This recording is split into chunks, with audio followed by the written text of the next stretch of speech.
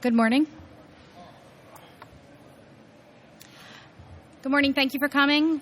I'm Christina Yarnold from Lockheed Martin, and I want to welcome you all here to our Engagement Theater session, Mission Partners. Just a few quick administrative remarks before we get started this morning. Note that your attendance today can qualify for CompTIA CEUs or GIAC CPEs. For that, the session must run an hour, so please ask questions that can include Q&A and have your questions ready for the speakers. If you do have any questions, there is a mic in the center. Please queue there for any questions. Please take the time now to silence your mobile devices. The session has been approved for CompTIA CEUs and GIAC CPEs and may support other continuing education or certification maintenance requirements. We can provide documentation of attendance at the session as a benefit to AFCEA members, so please get your badges scanned at the conclusion of the session. Note you must attend the full session and wait till it concludes in order to get your badge scanned. If you're not a member of the AFCEA group, you can still get your badge scanned and then stop by the AFCEA booth number 725 to join. It's now my pleasure to introduce today's speakers. Colonel Roman Hunt, U.S. Air Force Chief of the DISA's Mission Partner Engagement Office, and the rest of the Mission Partner Engagement Office team. You can find Colonel Hunt's bio in the symposium app. So without further ado, please join me in a warm welcome for Colonel Hunt and the Mission Partner Engagement team.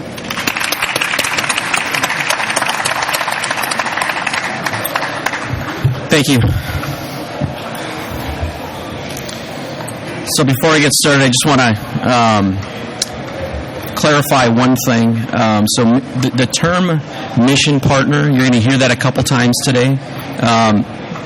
DISA uses the term mission partner in the Mission Partner Engagement Office as DISA customers. So when I say mission partners, think DISA customers, DOD, interagency, those types of customers that consume our services.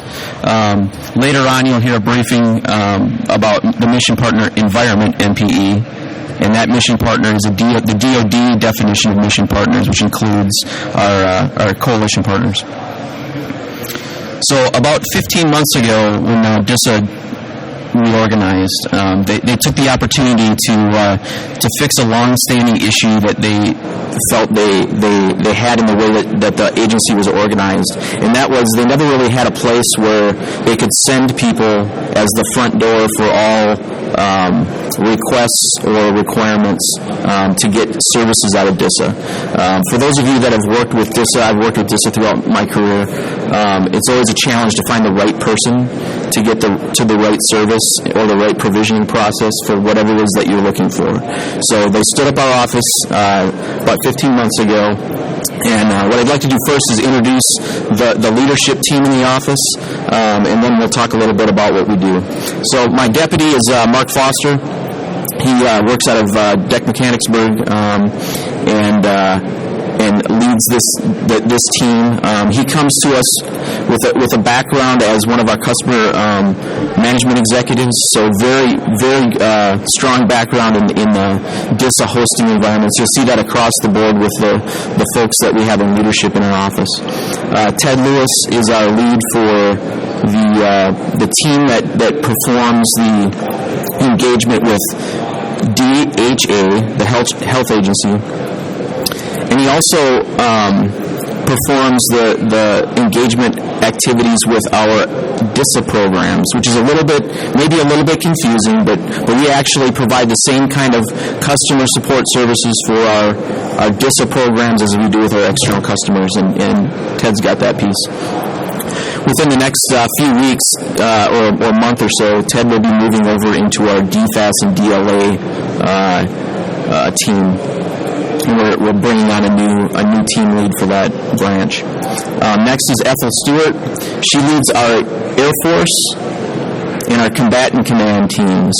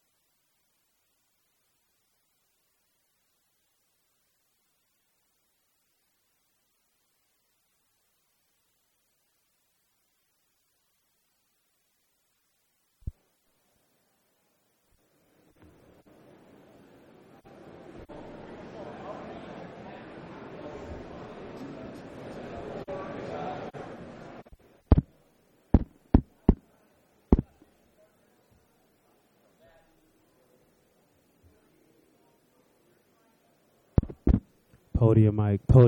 Thank you. Thank you.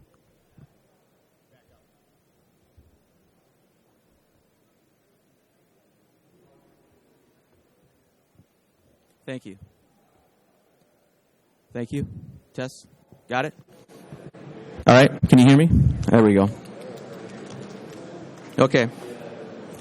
So we try to help facilitate the customer advocacy for our mission partners within DISA, which can be challenging as different mission partners have different expectations of the level of service and some of the services that they would expect to get out of DISA. We're also a conduit for mission partner feedback into DISA, so we help DISA understand what the mission partners, how well the mission partners are getting the service from our different offerings.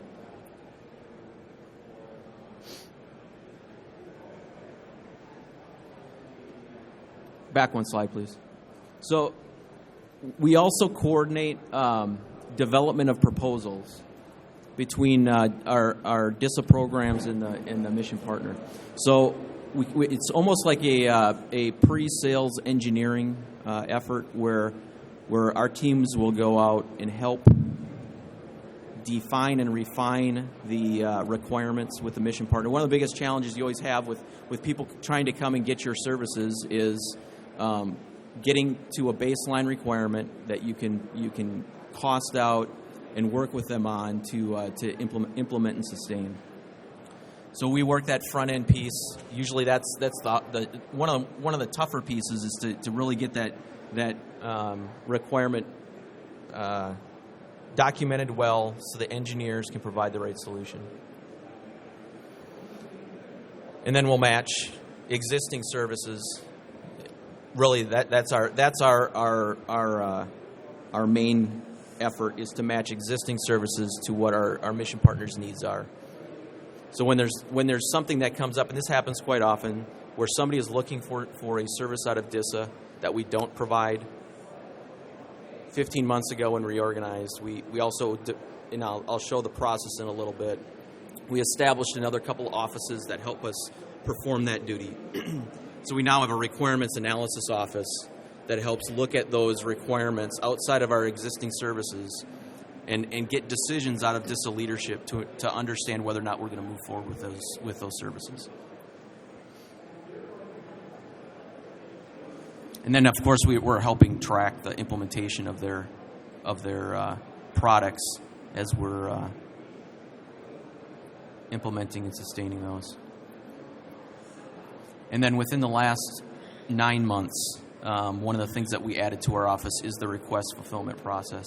So, and we're kind of really terming it the requirements fulfillment process. When you talk about request fulfillment in DISA, there's many different places that we do that.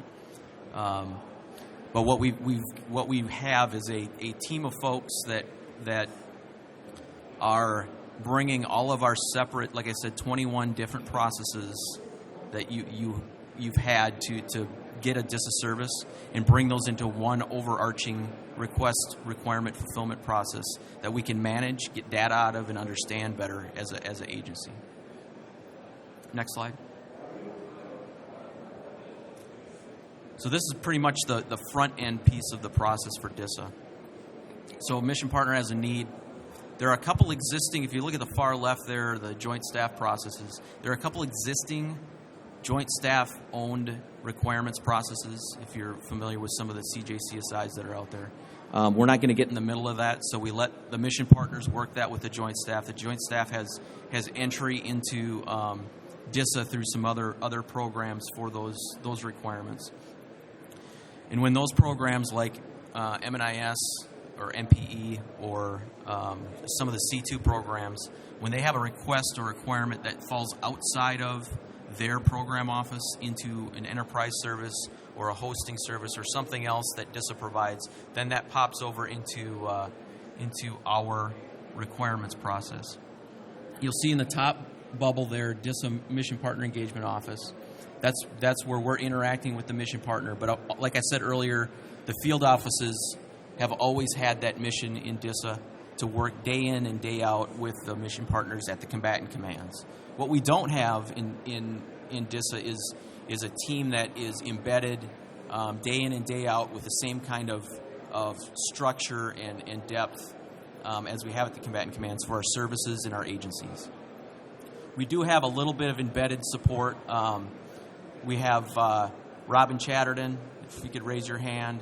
She's our Air Force liaison embedded with PEO Bess with the Air Force down at Gunner. And we have Colonel Pat Carr, who is out at Fort Huachuca working with NETCOM and the Army CIO G6. So you'll see there's a split there when we get a requirement. If it's an existing service, we're going to match people to those existing services. We use different processes to get people there. If you're familiar with the DISA SRF, that is the requirement form that we use to help people define and document what their requirement is. A lot of times people see that large form and they get frustrated because there's lots of questions in there and lots of details and technical questions that you have to answer. But the reason those questions are there is because we've learned over the years that's what you need to answer before you're going to get a good solution. And we can help you do that through the engagement teams that we have. If it's a service or a capability that doesn't exist in DISA, it goes into our requirements process. This is a work in progress. Within the last 4 months or so, they've tweaked that process a little bit to make it a little bit more virtual. But they have that office, the requirements analysis office, and Terry Carpenter's not here today, but he's my partner in crime when it comes to requirements. So he has the Service Provisioning Council process to get new requirements established and reviewed by senior DISA leadership. And that's run by General Zabel, our vice director, or Mr. Montemurano as our senior executive. And the decisions they're making there are we going to move forward with reviewing this requirement? That's the first decision. Are we going to spend time and invest our people's efforts on analyzing this requirement, figuring out what the cost, the business case is for it? Or is this just not something that's in DISA's job jar? So a lot of times that decision was left up to a program manager or somebody in a lower level within DISA, and we would grow programs, we grow capabilities with no control by leadership within DISA. And that's how we're trying to grapple with that now. The other decision that they're making once that decision is analyzed is where are we going to perform the program management of that function? What resources are required, how much money is required, so that we can make the right investments to make that acquisition. And then that would become a new service. Next slide, please. So I just want to give you a little bit of background on some of the efforts we're working on today, just to give you an idea of where we're spending our time and effort. We have a team that Mark Foster's been sort of leading over the last few years to help our different mission partners get to data center consolidation. This isn't the big FDCCI program, but we have specific partners that have data centers that they would like to move their workload from into our DISA data centers. One of the big ones we're working on right now is DMDC. In their hosting environment, they're trying to continue to be able to manage some of the workload at a different level than we're used to within DISA. So we're kind of working through the service level agreements with them on how they can manage some of their environment, yet still use our hosted environments and get that right mix of where the boundary is for IA. Another one that's come up recently is the ERP shared services. We're basically working with the services, Navy, Army, Air Force, particularly the Air Force and the Army, on some of their big ERP systems that they're trying to bring together, because they're so the way that we've typically hosted systems and the way that we look at ERPs don't really match. So the cost has been real high. We're trying to bring that down. We're trying to converge their environments together.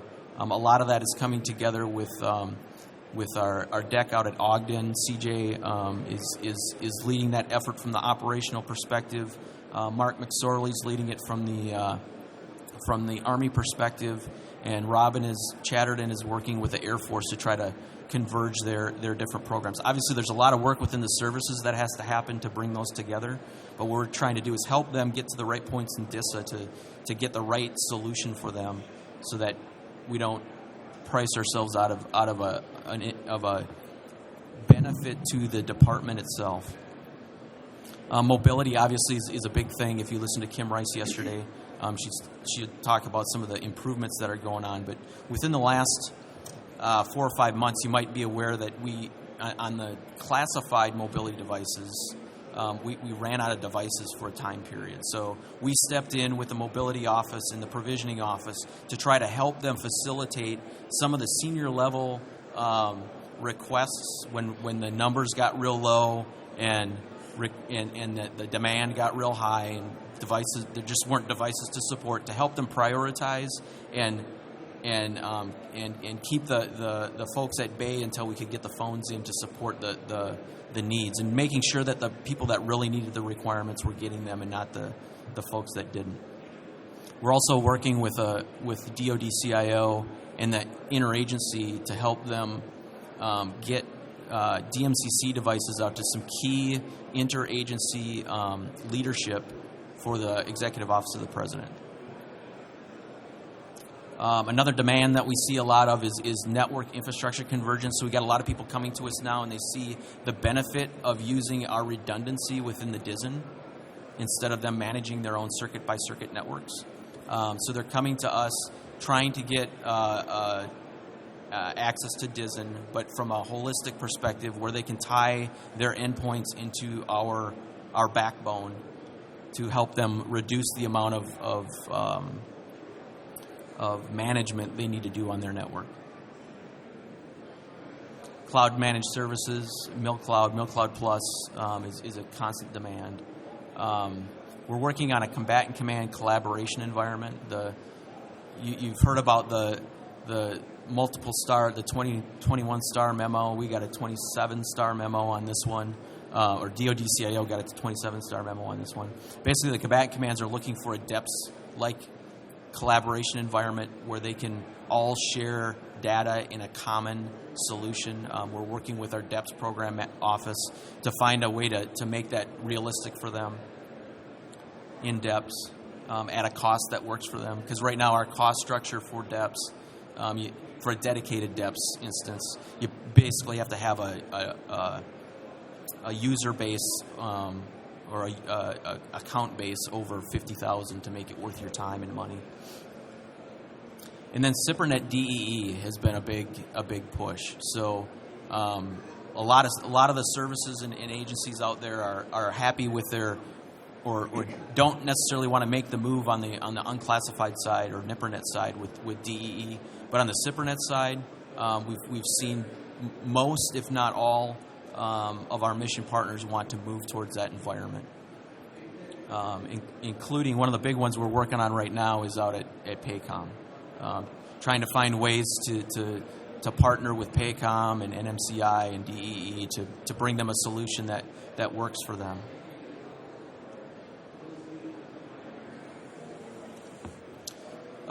So, next slide, please.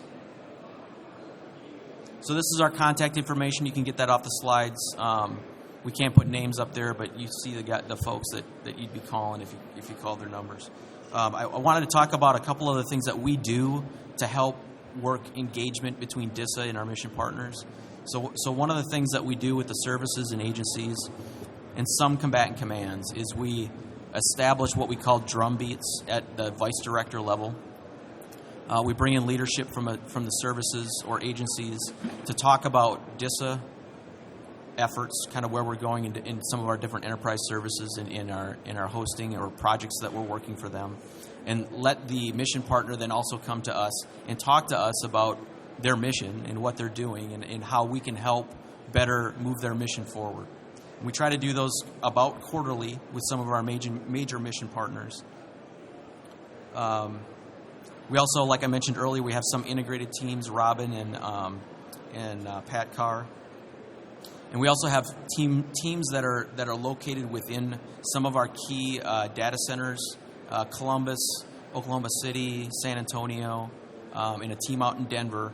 And they help us with the workload that's in those decks, but also help with the engagement piece with those mission partners. And our focus is primarily on our engaging with our mission partners within their specific organizations. So the challenge a lot of time comes in when there's a collaboration between many different mission partners and they come together. There are organizations established to try to work between all those different organizations, whether it's DoD, CIO, or Joint Staff. We try to not be that interface for them. What we try to do is understand each of our mission partners directly. So each of our team leads really has the directive to go out and understand our mission partners and in their organization, but not necessarily bring them all together in one joint environment. And then the other thing that we do is a customer engagement forum. So we took an older DISN customer forum and kind of re-rolled that into something where we could talk about all the DISA services at a kind of 06 GS15 level, with the ability to bring in flag officers if necessary, or SESs. But we do that quarterly. Gives everybody an opportunity to sit down, go through, here's where some of our key programs, key efforts are. Gives us an opportunity to spread the message on different capabilities that we want people to know about. And underneath of that forum, we've established a couple different working groups. The one that's been active so far is the DISN Infrastructure Working Group, and their focus is really network services and transport. We're looking at establishing a coalition working group to bring together all of the community that works on different coalition capabilities. And if you stick around later for Angela Smith, that's where she's trying to bring together better input from across the different combatant commands and mission partners. What I don't have on the slides also is some things that we're doing with process. So Bob Plummer has a service level management team out in Denver, and what we've done is we've stood up a Kaizen event to really bring all the key players together across DISA that have a service process for getting at their service. That's where we identified that we've got way too many different processes, way too many places to input them. And that team is finding ways, and it's a repetitive group that will meet over time, and will continue to improve our requirements provisioning process. They also manage our service level agreements. So in the past, each of our hosting efforts that we do through computing and hosting, we typically do an SLA with. Whereas if you're going to get network service out of DISA, there's one SLA, and it's probably about 10 years old. So the way we do SLAs has historically not been real well defined. We're trying to get at ways to bring that together and make it a little bit more collaborative with our mission partners, update them more often, and make sure that the SLAs are linked to our operational side. So I'll just wrap it up with kind of our lines of effort that we focus on in our office. So process improvement is a big one, our outreach and engagement, and then the whole requirements definition across the spectrum of all the different services that we provide. So with that, that is what I have for the group, and I will open it up for questions for myself or any one of the teams. Questions or comments?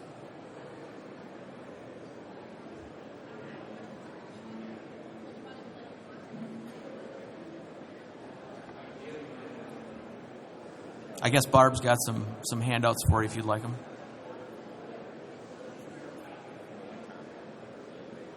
got a bunch of them too.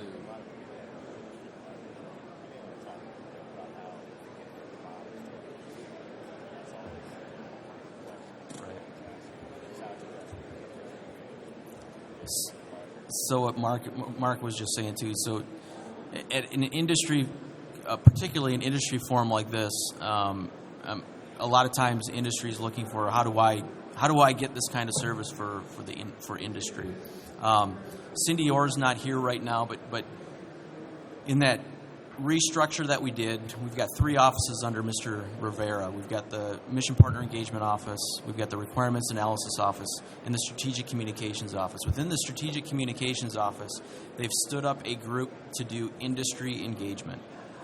That group is sort of the filter point. You can bring it through us, we can get it to them, and they're trying to help establish ways for industry to get to the right people within DISA to help that interface. And of course, there's always the small business office and our contracting folks that can help you from that perspective if you're talking about a contract.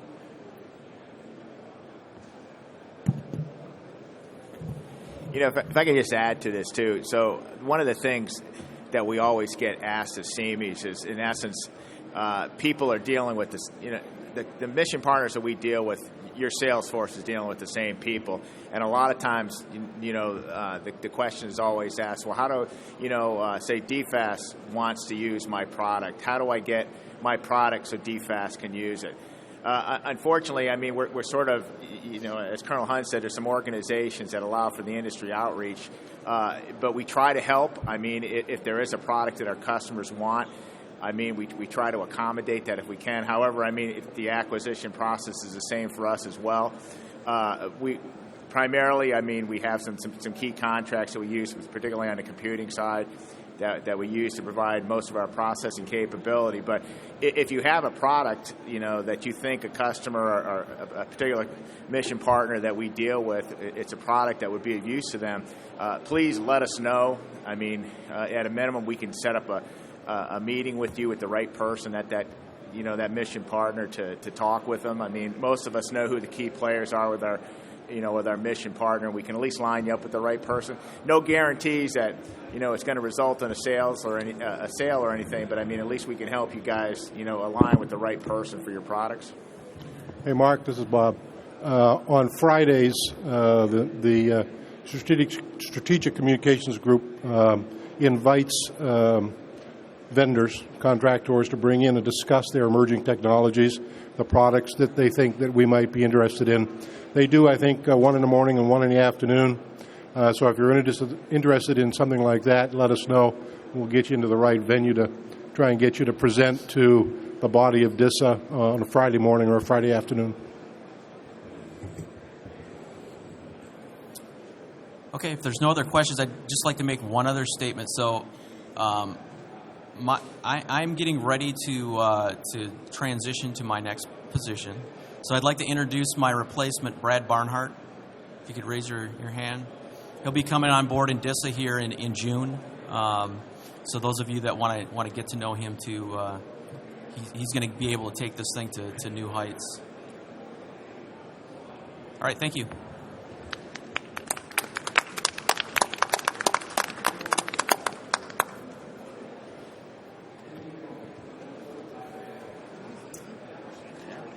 I am Mark McSorley.